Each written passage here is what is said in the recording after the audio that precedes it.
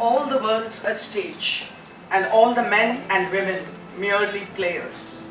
They have their exits and their entrances, and one man in his time plays many parts, his acts being 7 ages. At first the infant, mewling and puking in the nurse's arms, and then the whining schoolboy with his satchel and shining morning face, creeping like snail unwillingly to school. And then the lover, sighing like a furnace, with a woeful ballad made to his mistress's eyebrow. Then a soldier, full of strange oaths and bearded like the part, jealous in honor, sudden and quick in quarrel, seeking the bubble reputation, even in the cannon's mouth. And then the justice, in fair round belly with good capon lined, with eyes severe and beard of formal cut, full of wise saws and modern instances. And so he plays his part. The 6th age shifts into the lean and slippered pantaloon, with spectacles on nose and pouch on side. His youthful hose well saved, a world too wide for his shrunk shank, and his big manly voice, turning again towards childish treble, pipes and whistles in his sound. Last scene of all, that ends the strange, eventful history, is second childishness and mere oblivion. Sans teeth, sans eyes, sans state, sans everything. That, ladies and gentlemen, was Jacques in As You Like It. Good evening, one and all. We are happy to be here, and I speak on behalf of the Speaking Tree Book Club. A very difficult job if I were to attempt to introduce Shakespeare to this audience, from the class 9 students to our very honorable members of the Gandhinagar Book Club and the staff of Chaitanya. I wish to say that this is a very, very amateur but a very involved presentation of the monologues, some of the monologues and soliloquies of Shakespeare. The Bard of Avon, as some of us refer to him, William Shakespeare, 1564 to 1616, wrote 36 plays, 154 sonnets, and 3 long poems. What do we remember him for? For his language, for his character portrayal, for his themes, for his metaphors, for the words that he has contributed to the English language.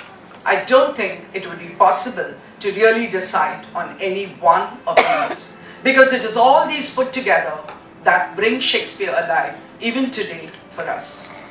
What was the Elizabethan stage like?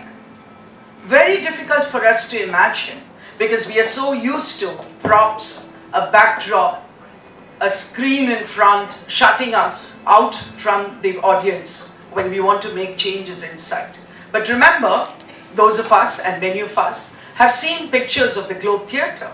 Some of us lucky enough to watch plays there.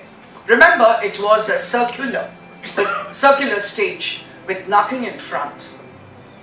And what was Shakespeare writing about? And who was the audience? Again, as heterogeneous as you can imagine in the Elizabethan age. He wrote of great philosophy, but he also kept the groundlings in mind. Can we begin this evening by something which he probably did for the groundlings in one of the greatest tragedies, one of the 4 tragedies of Shakespeare. I'm referring to Macbeth and the witches who set into motion this evening for us. What do the witches symbolize? Why are they there? They symbolize evil in the world, but they also symbolize the evil that is lurking within each one of us. I don't know why, but Shakespeare thought it was necessary to give one of the witches a name. He says Hecate and the other witches. So shall we begin this evening watching the three witches with whatever they are boiling, cooking in that cauldron of theirs.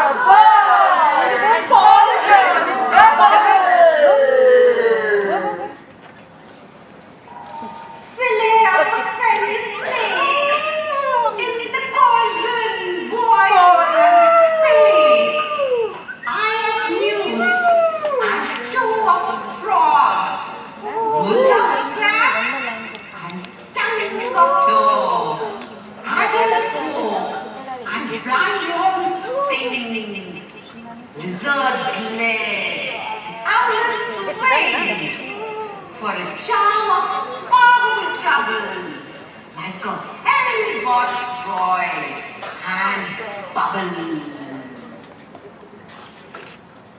Scale of dragon, tooth of world, which is mummy, morning girl of the refined salsation, root of the hemlock, ticket in the dark, liver of blaspheming Jew, girl of goat and slips of you, sliver in the moon's eclipse, nose of dirt and daughter's lips, finger of bird strangled big, ditch delivered by a drab, made of gruel, pick and slap, and there too a tiger's shot drawn,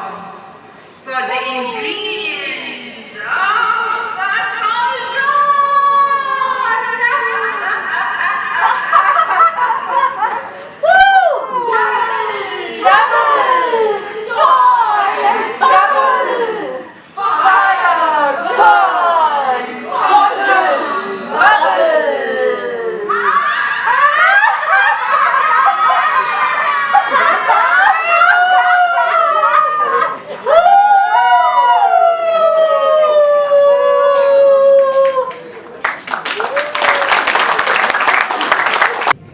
What was the great Shakespeare attempting to do here?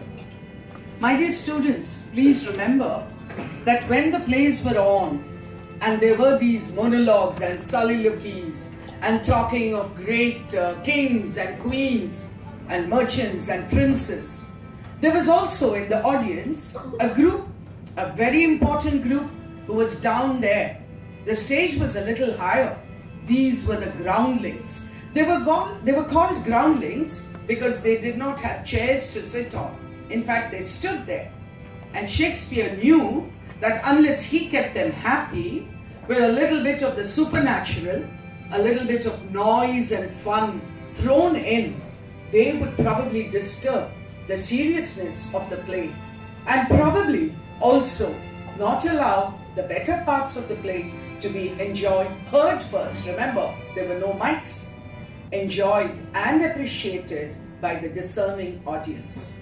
So this is just to give you an idea of how Shakespeare, in a great tragedy like Macbeth, did introduce the witches. Of course they played a role because they put ambition, they put the idea into Macbeth's head as to how he could become what he could become later in the play.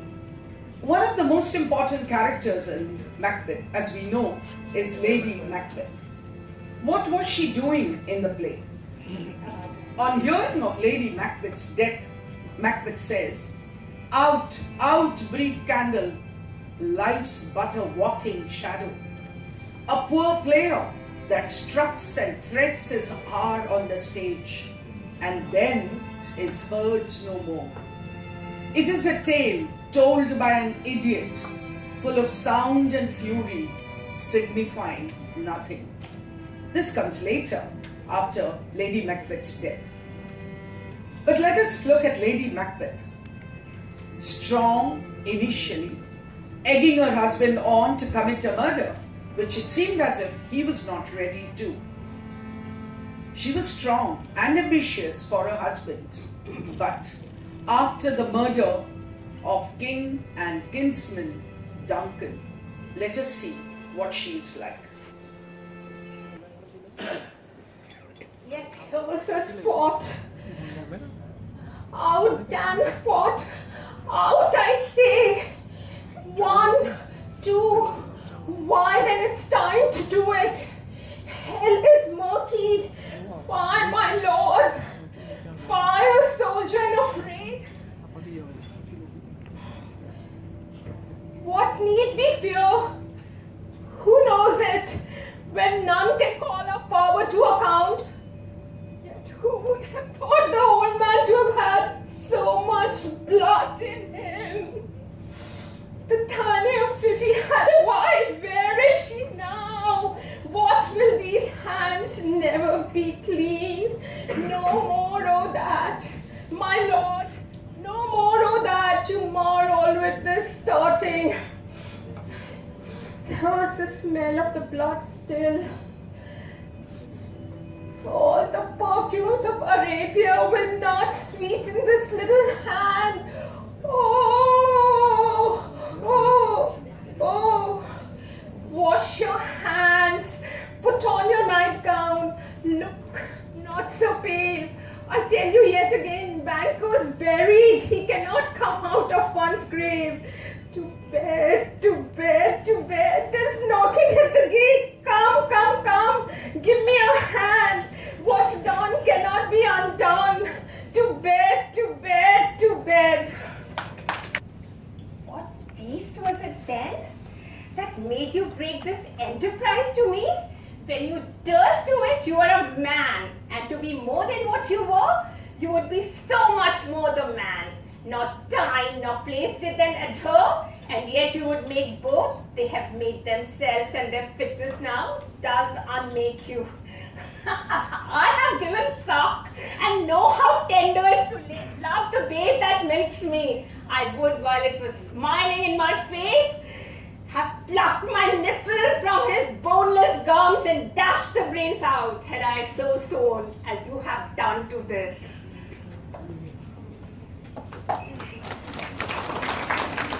Hunting men down in the most undignified way.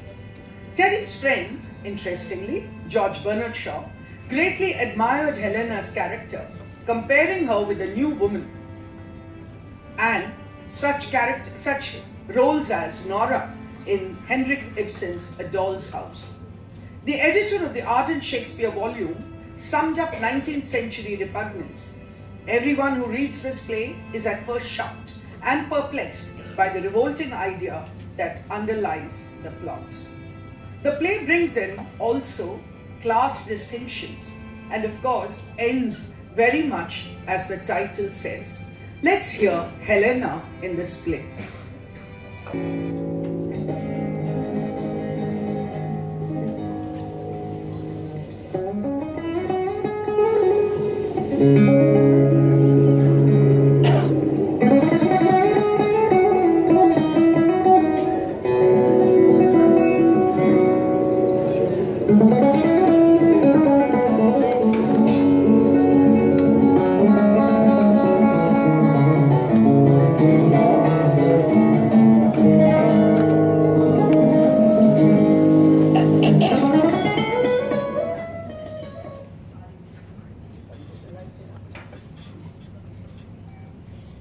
Then, I confess, here, on my knee, before high heaven and you, and next unto high heaven. I love your son. My friends were poor, but honest, and so's my love. Be not offended, for it hurts not him that he is loved of me. I follow him, not by any token of any presumptuous feat, nor would I have him till I do deserve him. Yet never know how that desert should be.